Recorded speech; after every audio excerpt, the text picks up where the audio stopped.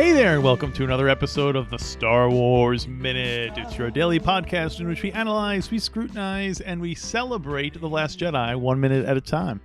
I'm Alex Robinson from alexrobinson.fun. I'm Pete the Retailer from PeteTheRetailer.com. Hello there again. I'm still Joseph Scrimshaw, and my website is josephscrimshaw.com. Welcome back, Joseph. You should just keep the whole hood on the whole time. It looks really like you're getting ready to sacrifice somebody. I really like having the hood up, but it always does feel like you should only say very important things when you have the hood up, like very mysterious things, or give orders, or say something about the rule of two. Yeah. I don't feel like I can just casually chit chat with a hood up. And when you first take it off, there's a lot of pressure to have that first line be like something like worth the revelation of taking your hood off. So I could pastrami, please. Thank you. Right. Yeah, like it feels weird. You'll need bring like a music pastrami on cue rye to behind me. you. Well, thanks for coming back, Joseph. We're talking about minute number 97 of The Last Jedi. It starts off with Holdo condemning Poe as a troublemaker. And it ends a minute later with General Leia looking out the window as her shuttle leaves the Radis forever. I love that that's a question mark. Like, if you haven't seen the movie before, you're just watching it minute by minute every day. Will she return? Leia should have had one of those the Han Solo moments where she's like, I just feel like I guess Leia already knows what's going on. It's not like she's remember when Han says, I just feel like I'm not going to see her again. That's right. Something like that. So Han has the worst force powers because he makes a prediction which does not come true. Right. Although we never know if he does see the Falcon again. For all we know, the Kane brothers took it out from under him before he got a chance to see it. Well, eventually he does see it. Yeah, that's true. That's true. In Force Awakens, he definitely sees it. So. Yeah. I think Han has tapped into the anxiety force. That one I know about. There's the living force, the cosmic force, and the anxiety force. We're just like, I'm not sure about everything. Anxiety Force was that Marvel comic series in the 90s, right? Yeah.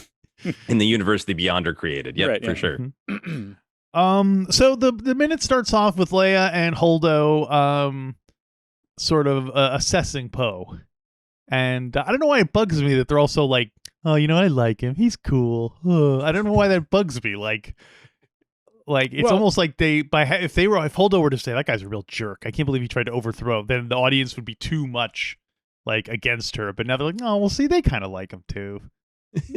Yeah, I mean, it's not, it's a wrong show, but it's it was just strictly business. You know what I mean? It was I can understand Leia saying she likes him, but why would Holdo say that she likes him? Yeah, I mean, I've always taken that line as that she is in sync with Leia, of like she sees that he has the potential to be like a great leader, and you know that you do need the daring, hot shots, in specific moments, which I think is kind of what Holdo's sacrifice is about, is showing like, yeah, do brave, dangerous things when it's the right time. Right. So I've always kind of taken it as Holdo being like, man, if it was the right situation where we needed his skill set, that would be great. But we are totally not in the moment where we need his skill set, and he is not understanding or appreciating that. So like, I don't know. It's almost like, if you were hanging out with like a charming drinking buddy, but they were at work. Like, right. I love it when you're that way at the bar, but please not at the office. Yeah, that's how I always kind of. I love the idea, though, make it make sense, of they zap Poe, and then when he wakes up, he's on board the Supremacy, and everyone else has taken the shuttle and left. So he's like, good luck, Flyboy. You want to blow it up? Go for it. Yeah.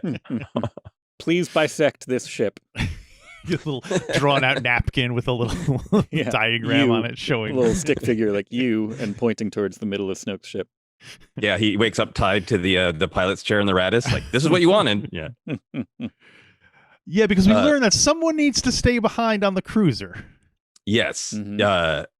Before we get to that moment, one little thing that I never noticed is I never noticed the person saying, okay, help me push them up, guys. And it's like a team of 6 resistance fighters and pilots to push Poe up the ramp. He's floating. It's not like they have to like lift him, and he's on like one of those, suspensor, whatever that's called. Yeah, like anti-grav. Yeah, so, carbonite mover. Yeah, the carbonite like maneuver. Little, Yeah, but it must be his ego or his hair, his Right. beautiful, luminous hair adds that much weight that it takes 6 resistance fighters and pilots. Maybe that's how it Push 'em up the ramp. stuns. Maybe that's how when you get stunned, that's how it works. It increases your mass Oh. to such a degree that you literally cannot even lift yourself up, and so That's why he fell so hard. Yeah. Yeah. There you go. We cracked the physics of Star Wars. There you go. Finally. Weight gun. Wait. But one of the people, well, I say people, and this will get us into another thing. One of the people involved in getting him on board, or I guess she's not one of the people lifting, but she's one of the people awaiting the lift, getting ready to receive Poe on board, is our old friend PZ Forcio, who seems to be, she's everywhere, man. She's totally like, I was trying to explain to somebody because I had a conversation about PZ Forcio, not on this show. And I was trying to Who else were you explain. talking to PZ Forcio about? Look, I just, it Oh, was came up. it your new best friend Allison Rosen? Is that who it was? Traitor. I was trying to explain that, I don't think PZ Forcio is strictly a medical droid. She's just kind of an all-around assistant, kind of, Mhm. because it Utility seems like she's player. in other instances where she's not, I guess, could be, people are medical and they also fill in other places. Like in MASH, you don't always only see the surgeons in the operating room. They're also just kind of doing other stuff. Yeah, if I'm remembering correctly, she gets a big setup in one of the Journey to Force Awakens books as Leia's like real personal assistant. Like 3PO is obviously there, but he's doing things for the whole Resistance, and PZ Forcio is really Leia's droid. And one of the things that PZ Forcio is trying to do is collect Leia's memories, which is like this framing device for how we hear this adventure she had back during the original trilogy era. So with that, I always imagine PC Forcio like in every background shot is like, Leia, do you have time to tell me a few more adventures you had? And Leia's like, no, droid. Oh So my you gosh, stunned I that can't guy, wait huh? Was that like another time where you stunned this other? You've been stunned, right? Tell me about that time that you were stunned. Yeah, like just like PZ Forcio is like an annoying journalist from Rolling Stone who's just always like, tell me about that. Oh, I can't wait to read this unauthorized biography now. Right. From Although now PZ I want Forcio. I want Almost Famous, except starring PZ Forcio, essentially. So it's like the story of the Resistance and this whole thing, but from their kind of point of view, and they're slowly trying to work their way in. Do we know for sure that it is the same, that it is PZ Forcio the whole time, or is this sort of like the same way we see multiple protocol droids? Right.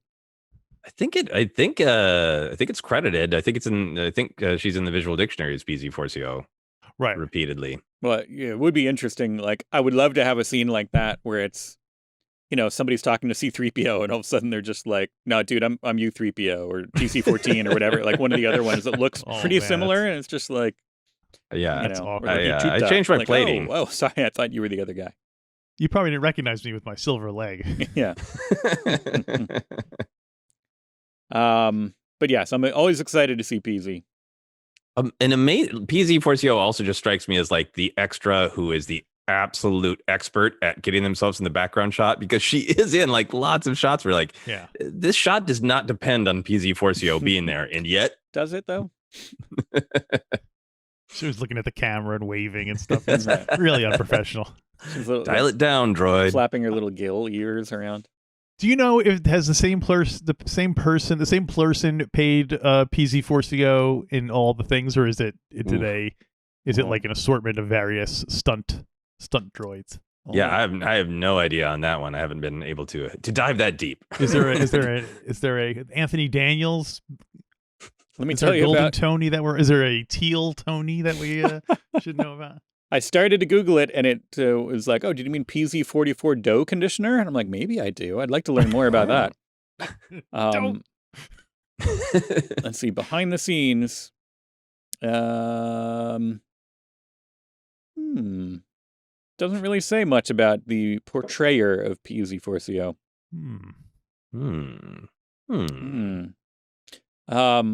Although good to know that PZ plays a part in Join the Resistance, which I own but have not really read thoroughly. It's the what is that, mid-grade book? Yeah, by Ben Acker. I have not read that one. Yeah.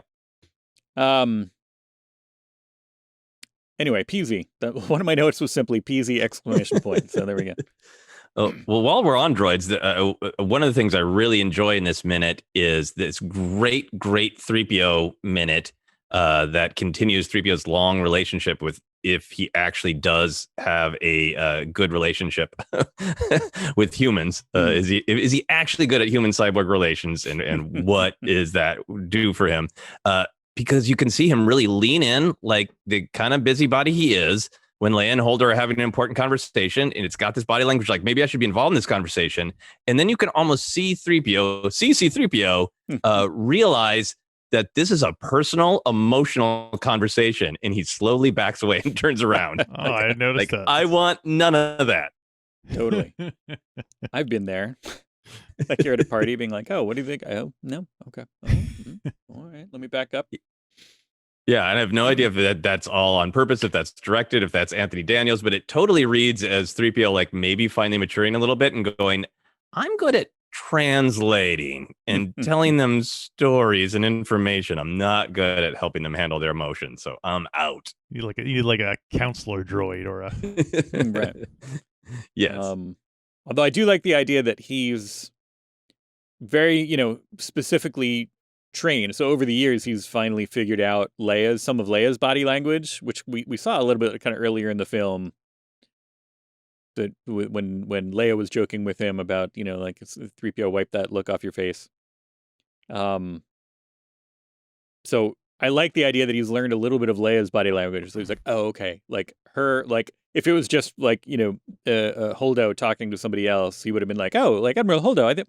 But like over the years of just getting shut down so kind of viciously and bitterly by Leia, he's just like, I know what that face means. I'm going to back up. Like he's finally learning, not kind of what you said, that he, he's maturing, but not across the board. It's just like years of studying this one human. He's like, oh, I know what that means. Yes. Like the eyebrows have come up a micro inch. Right. That's a human emotion. She doesn't need any information. I'll be going now. Another couple of 100 years and I'll have this down. I'll be able to read her like a book. It is funny that he's a translator droid. It doesn't can't really do any kind of like sign language or change his expressions at all. You'd think that would come in handy if you're someone who is, right. Yeah. Trying to translate things. But yeah, to be emotive. Yeah, I think 3PO has some great stuff in the whole sequel trilogy that really, I think, does a great job of playing up that he thinks he's so good at connecting, and he's not. So this is where we learn that Holdo is going to stay behind. Mm-hmm. Because someone's got to do it.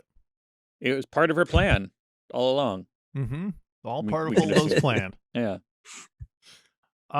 It seems odd though. Like they couldn't have PZ4CO do it, or a droid. It seems like it's pretty much just like press go and you go straight forward. It doesn't really seem like it requires a huge amount of navigational skills. I think the trick is to be evasive. It takes a little bit because the flipping the ship around and running it right through the other thing wasn't originally part of the plan, as we learn.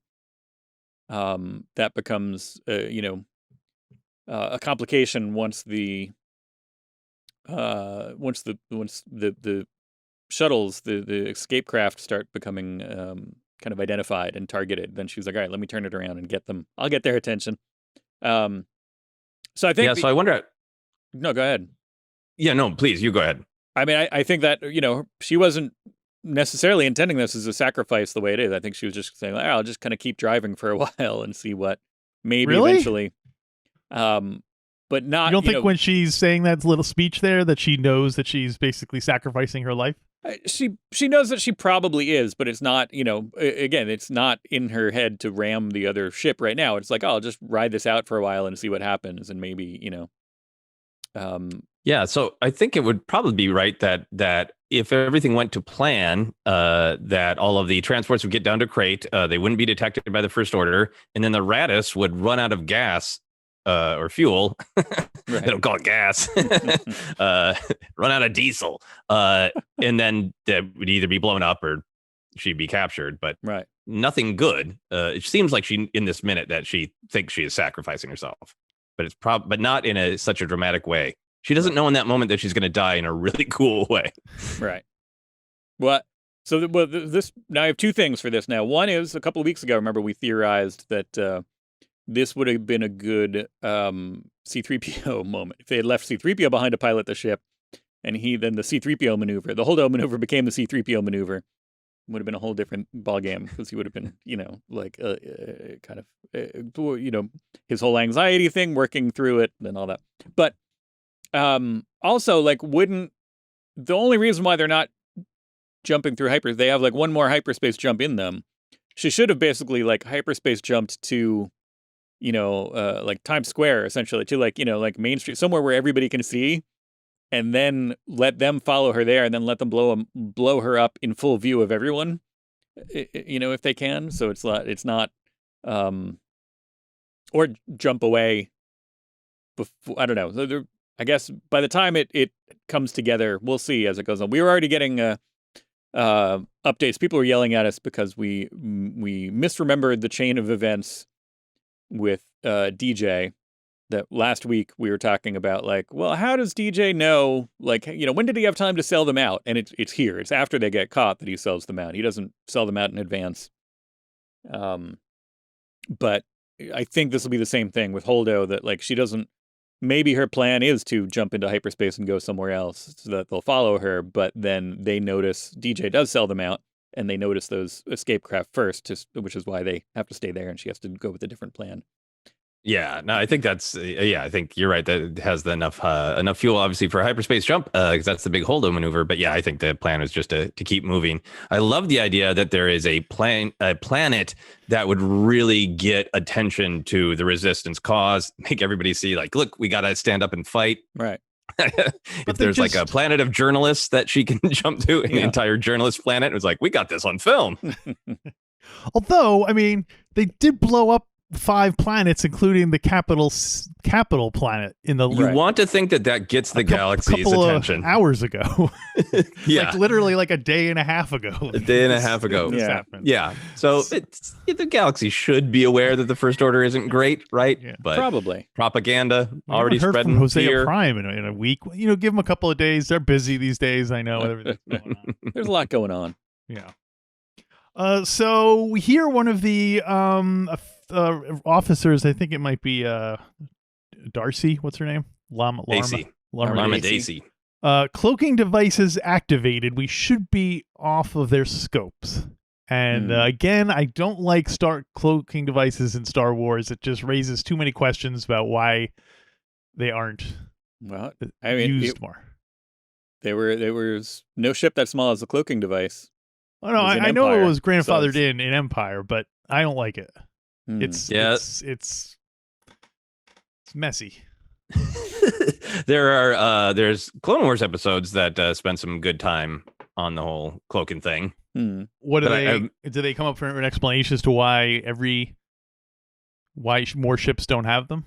Yeah, I can't remember all the details, but it is like this is a resource thing. It can't just be every ship, and right. There's still tactical considerations of, dyed-in-the-wool commanders know how to figure out that someone's in a cloak ship, and that, like, it's not a kind of like one and done thing. Right. For you, Alex, is it the, hey, that's a little bit of Star Trek in my Star Wars, since Star Trek is so much about cloak ships being a part of the balance of power in the universe? Balance of terror in the universe. No, I think it's just more that I feel like there would have been other times where, okay, the Falcon's too small to have a cloaking device, but we see all these Star Destroyers chasing them and stuff. Well, it seems like they should be able to have cloaking devices. Seems like if you're an Imperial wanting to do sneak attacks on things, like... I don't know. It seems like there are other opportunities where cloaking devices would have been handy. Yeah. Right. During the whole prequels, they never mention it there, and you'd think a battle between galaxies would have, not galaxies, but star systems, we'd see a lot of cloaking devices being used. But again, that was and that's kind of what the Clone Wars episode is about. Is a little bit of like, how much is this going to be prevalent or not? But yeah, right, yeah. I think they should have come up with a die-hard, like, this is why cloaking devices, we don't see them very often. Like, if you're on them, they emit a radiation which ultimately, kills the crew or whatever. So you can't. Well, something where it's like it's dangerous to use. That's why we use it sparingly. Cloaking device smells really bad. So when you activate it, everybody has to like hold their nose, and it's just you can't. If you do it for too long, it comes noxious in there. Yeah, for some reason it makes your body really, really heavy, Right? like Poe's body, if you cloak. Now, Joseph, do you feel a sense of did you feel like you have to defend the cloaking device as somebody who is wearing a cloak? Like, are you? You guys can't see my body, right? I mean, it's a weird totally floating head. Yeah, I'm confused by this. Old zombie.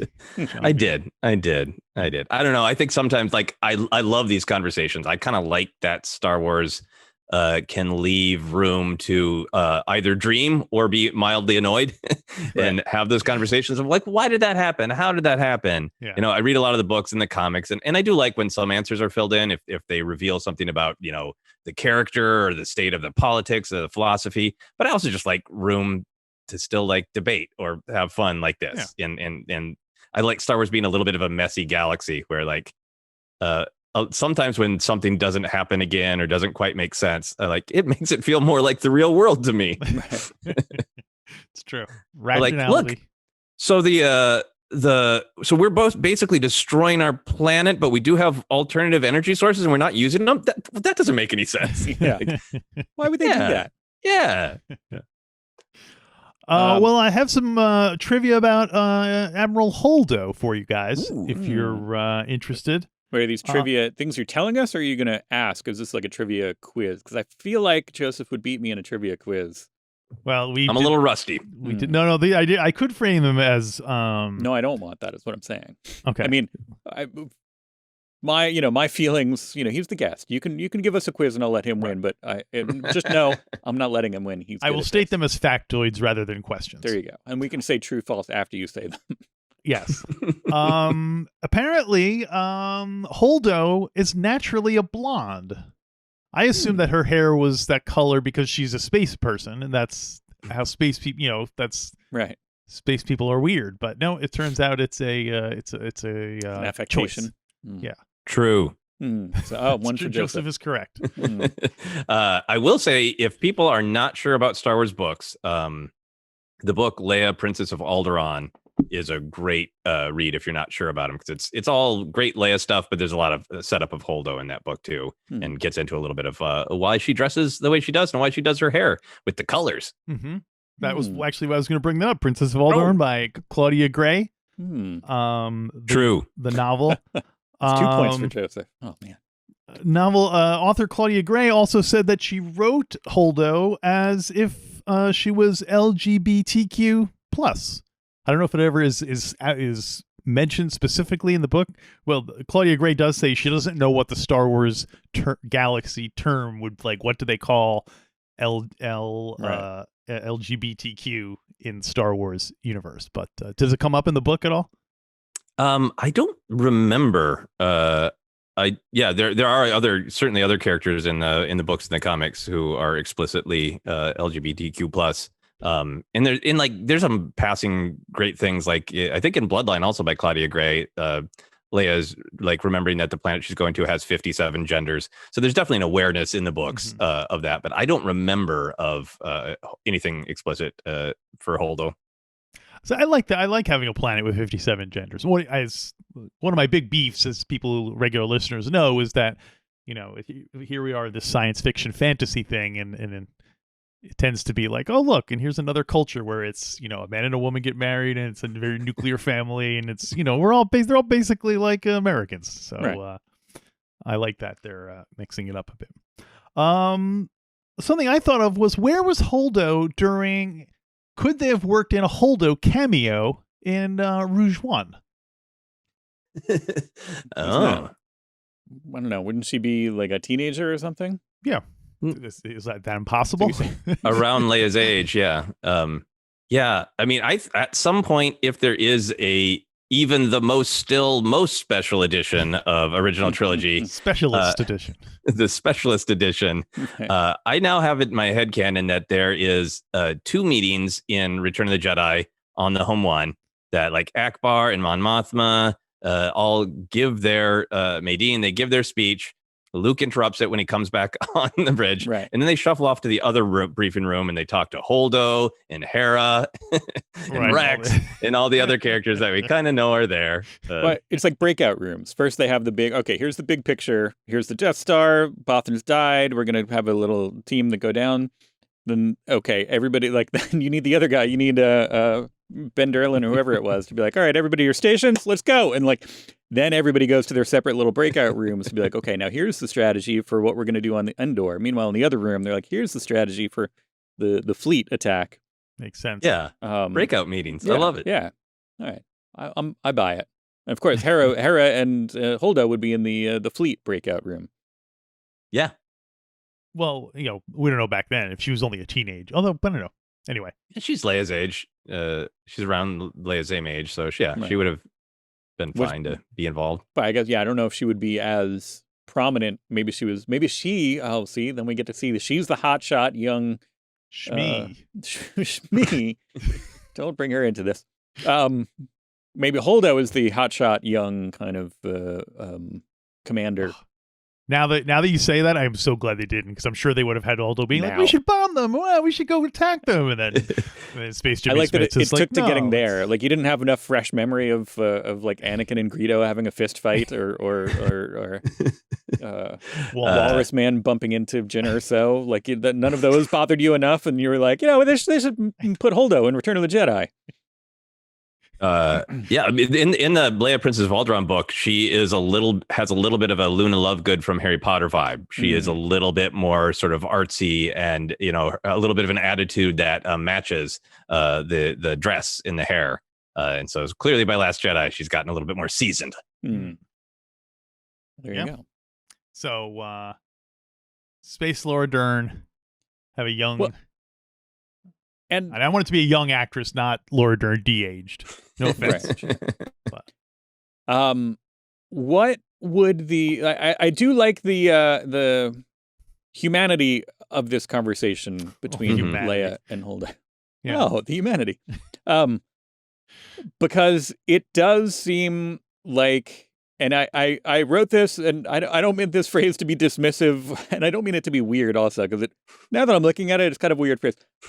Too late. But when they say, they start to say, "Oh, may the Force be with you," and then they have the moment they laugh because they both tried to say it at the same time. And you said it, I've said it enough, which makes me think: does Leia ever say that again in the saga? I don't know if she does. Do we? I have to. There's no, available scripts of these are hard to come by, but I have to check the transcripts and see, does Leia ever say, "May the Force be with you," again? Unless here she says, "I've said it enough," and then that's it. She's out. She never has to say it again. It's a personal vow, and that's it. I don't recall her saying it in the rest of Last Jedi or Rise of Skywalker, but I could be wrong. Keep an eye out. Yeah, keeping. But then that when Holdo says it, she says always, and it has it has a girl pal's mustard to it. And like it has you can tell that it seems like they're friends and, kind of compatriots. And they're genuine humans talking to it. And so that delivery has a little bit of extra spice or mustard to it. And that seems human and makes me like the scene more and makes me like them more, the characters more. Yeah, no, I like it. I think there's definitely a meta aspect to it. Of this is that merging of Carrie Fisher and Leia. That Carrie Fisher is somebody who's held this image of Leia, and her own journey through life has demonstrated a lot of strength and power. And I think somebody like Laura Dern, who maybe had some life similarities, being an actor who also had, well-known parents and being some kind of Hollywood royalty. And I think there's definitely a personal connection there that really shines through. But I also just really like it kind of in universe. I think it totally works that they are old friends. Right. But in particular, the thing that really grabs me about it and really moves me about that scene is Leia goes through absolute hell and a ton of loss in the original trilogy, right? To the point where it's a joke now, and it's a meme now that, you know, she puts the blanket on Luke's shoulder and like, oh, did the dusty old man you just met die? Right. My entire planet exploded, but how are your feelings, right? And I think there's been a sort of reassessment that those moments are about Leia being a leader and being a character who gives to other people and always has the strength to soldier on. And I think that line where Holdo says, "You taught me how," works like both in universe and out of universe of you're a fighter, you're a survivor. You have shown other people that they can keep going even when they're faced with absolute hardship. And I learned how to do that from you. Yeah. It's a good, and this could easily in the hands of either different actors or different directors, let's say, this could easily be more, kind of canned dialogue, but it has a nice humanity here to it that exactly belies kind of what you're underscores kind of what you're talking about, that you get that sense of history from them, and it makes them look like more people and not just the famous kind of, you could write this stuff, George, but we can't say it, that kind of a vibe coming out of just barking technobabble and whatever else. And it's good stuff. Well, anything else for minute number 97? I just like that it ends with Larma Dacey, right, saying let's hope this works. Which is a good, not technobabble, but a good, just like, let's remember the stakes are high. Right. Guys, we're in a movie. Well, all right then. I guess that'll wrap up minute number 97. We'll be back tomorrow. In the meantime, did you know that we are on YouTube? It's true. Now. If you're looking at us right now, you can see that we're on YouTube and you get a little added visual thrill. If you're watching us on YouTube, did you know it's also available as a podcast? You can get it wherever you go to get your pod. What are the I can always say that. There's got to be a term for that. Where do you go to get podcasts? What is that thing called? Called The Abyss. The Abyss. Go to The Abyss and find StarWarsVent.com. Joseph, what have you been outputting lately? Yeah, you can go to the hole in your soul and where podcasts live, and then you can find. I'm still doing my podcast, Obsessed, where I talk to people about things they like a lot, and then I do the Star Wars podcast that I co-host with Ken Knapsack. Started with Jennifer Land as well. She has been on hiatus, raising a Padawan. But yeah, that's called Force Center, and you can find that whatever abyss you find podcasts in. All right, everyone should go do that, and then they should join us tomorrow on another Star Wars Minute. Star Wars Minute.